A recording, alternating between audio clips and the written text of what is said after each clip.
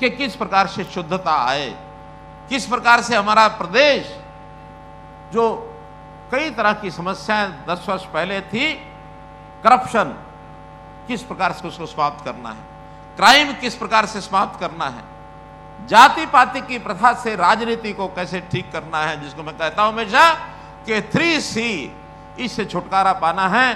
Corruption है, crime है, caste based politics है। और वैसे तो इन तीनों सी को जन्म देने वाले भी एक सी है और वो कांग्रेस है। तो इन चारों सी से छुटकारा पाने के लिए हम लोगों ने जिस प्रकार से अपनी गति बनाई है, इसको बनाकर रखें।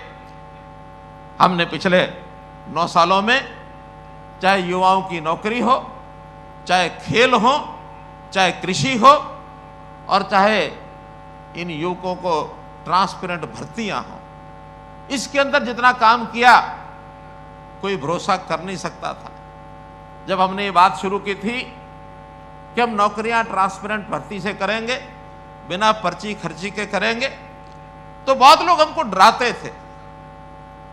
यहां तक डराते थे, कहते थे इस प्रदेश के अंदर राज करना है तो नौकरियां ही उसका आधार है। अगर आप ज्यादा नौकरियां दे दोगे तो सरकार दोबारा बनाओगे, और नहीं तो अगर मिशन मेरिट लेकर के चलोगे तो मिशन मेरिट के पीछे पड़े रहना, आपकी सरकार नहीं आएगी। हमने कहा अगर प्रदेश के हित में, युवाओं के हित में हमको कोई काम करना है तो सरकार की चिंता छोड़े बिना इस प्रदेश के युवाओं का भविष्य ये कैसे सुधरे, ये काम हमको करना है। हम समाज के हित में काम करते हैं, अपने हित में काम नहीं करते हैं। वो देश के नेता अब चले गए जो पहले अपना घर भरते थे, वो देश के गरीब की, प्रदेश के गरीब की चिंता नहीं करते थे, वो किसान की चिंता नहीं करते थे, वो युवा की चिंता नहीं करते थे। चिंता करते थे अपने घर की, अपने भाई की, भतीजे की, पत्नी की, भाइयों की, और फिर अपने रिश्तेदारों की, और फिर बाद में उनके पार्टी के हमारे जो नजदीकी लोग हैं, जो हमारी सत्ता को कायम रखने में हमारा सहयोग करते हैं। वहां तक लूटपाट, सारा बंटवारा, चाहे लाइसेंस देने हैं, चाहे कोई काम देने हैं। वो कहावत थी ना कि बांटे रेवड़ियां फिर अपने को दे। कौन आपको सबको पता है। जागरूक होकर के हम सबको आगे बढ़ना है मित्रों, भाइयों, दोस्तों। अब वो समय चला गया जब राजनीतिक रंगदारी देनी पड़ती थी। नौकरी होती थी तो पैसे लगते थे, और फिर अगर नौकरियां लेने की देने की बात आती थी, सिस्टम तोड़ देते थे। कोई बच्चा अगर 90% मार्क्स लेकर के, अंक लेकर के पढ़ाई में होशियारी से आगे बढ़ता था तो उसको इंटरव्यू में 10, 15, 20% नंबर देकर के बाहर कर दिया जाता था। और जिसको चाहते थे, जो सूचियां बन जाती थी, पढ़ाई में निकम्मा भी था, तो इंटरव्यू के मार्क्स 80-90% लगा करके भाई तेरी नौकरी लग गई। और ऐसे ऐसे अवसर भी आए यहां कि जब नौकरियों के लिए परीक्षा ली गई, परीक्षा रद्द कर दी गई, बाद में परीक्षा के अंक छोड़ करके केवल इंटरव्यू के नंबर लगा करके नौकरियां पकड़ा दी गई। यह अलग बात है कि उन सब नौकरियों को, कांग्रेस के टाइम की 11 नौकरियां कोर्ट ने रद्द की हैं, 11 नौकरियां। और हम अपने समय में बहुत सी कमियां वो निकालते हैं कि इनकी नौकरी ये कैंसिल होगी, वो कैंसिल होगी। अंतर इतना ही है, उनकी 11 नौकरियां कोर्ट ने रद्द की हैं। और अगर हमने कोई कमी पकड़ी है उस परीक्षा में, कोई नकल में, कोई पेपर लीक में, तो हमने अगर पेपर रद्द किए हैं तो अपने आप रद्द किए हैं, कोर्ट ने एक भी नहीं किया मित्रों, एक भी नहीं किया। आज भी कमियों के साथ हम लड़ाई लड़ रहे हैं। आखिर समाज के अंदर बहुत ऐसे लोग हैं, गलत काम करने की प्रेरणा वो लेते हैं, लेकिन पता लगते उसको दुरुस्त करते हैं, उसको ठीक करते हैं, उसको गलत काम को करने नहीं देते। आज हमने पिछले 9 वर्षों के अंदर, 9.5 वर्षों के अंदर 1,10,000 से ऊपर नौकरियां दी हैं। और न केवल 1,09,000-10,000 दी हैं, इस आने वाले 6 महीने में जो बाकी हैं 60,000 नौकरियां पाइपलाइन में निश्चित रूप से आपको मिलेंगी। 1,70,000 नौकरी का हमारा 10 साल का रिकॉर्ड बन जाएगा।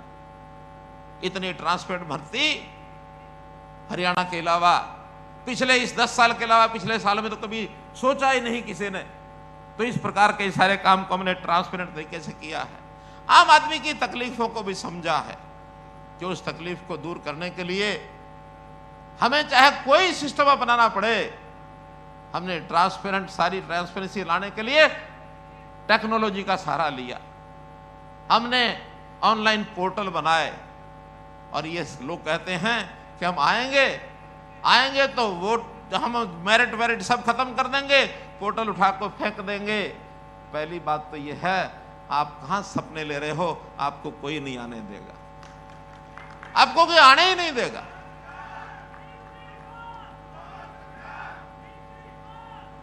धन्यवाद। तो मित्रों, अभी बहुत ही हौसले, पता नहीं कहीं इन सपने लेकर के रात में दिन में सपने लेते थे, लेकिन जैसे 3 प्रदेशों का चुनाव भारतीय जनता पार्टी की सरकार बनी, दिन में भी रात में भी घुस गए गुदड़ी में। नाम लेने वाला कोई नहीं है, आज इनके पास विषय कोई नहीं है सिवाय गाली देने के, सिवाय कोई ना कोई उल्टा सीधा धंधा करने के। जब नौकरियों की बात करते हैं, कहीं भी जा करके खड़े हो जाएंगे और उल्टे सीधे कोई ना कोई आरोप लगाकर कोर्ट में जाकर कि भर्ती रोकने का काम करो, किसी तरीके से ये भर्ती हो ना जाए। और हम अडिग हैं, कोर्ट में भी लड़ाई लड़ेंगे, ठीक बात के लिए लड़ेंगे। अभी सीईटी के एग्जाम हो रहे हैं, सीईटी के एग्जाम में ग्रुप सी और डी दोनों की नौकरियां पाइपलाइन में हैं। और आपकी जानकारी के लिए मैं बता देता हूं, आज युवा दिवस है, आज मैं इस बात की जानकारी दे रहा हूं कि जो हमने ग्रुप डी की सीईटी की परीक्षा ली हुई है, लगभग 3.25 लाख बच्चों ने परीक्षा दी है। आज शाम को उसका रिजल्ट आएगा, 2 लाख से ऊपर बच्चे उसके अंदर पास हो रहे हैं। और आने वाले 15 दिन के अंदर अंदर जो उसमें 13-13.5 हजार नौकरियां हैं, तुरंत बिना इंटरव्यू के जैसे ही रिजल्ट फाइनल होगा, क्योंकि एक परीक्षा जो ग्रुप डी की हो गई है उसका तो रिजल्ट आएगा, ग्रुप सी की जो परीक्षाएं हैं वो लगातार अभी भी चल रही हैं, उसके अंदर कोर्ट ने क्लियर कर दिया है कि अब परीक्षाएं लेते जाओ, इनका रिजल्ट निकलते जाओ, तो आने वाले जो अपनी लोकसभा की आचार संहिता होगी उससे पहले ये 60,000 नौकरियां अगले 2 महीने में लोगों को 60,000 नौकरियों से भरपूर हम देंगे मित्रों। तो इसलिए मैं तो इतना ही अब आज के इस समय पर कहना चाहूंगा कि हम लोग युवा शक्ति के नाते से आने वाले समय में अपने जीवन को सुधारने के लिए हमको भी बहुत लगन से काम करना होगा। इस प्रदेश को आगे बढ़ाने के लिए अपने आप को तैयार करना होगा, चाहे शिक्षा हो चाहे स्किलिंग हो। हुनर के नाते से हरियाणा एकमात्र प्रदेश है, हमने अपनी स्किल यूनिवर्सिटी बनाई है और स्किल यूनिवर्सिटी के माध्यम से पढ़ाई के साथ साथ छोटे छोटे कोर्स हम करा रहे हैं। 12,000 नए विद्यार्थी हर वर्ष स्किलिंग करके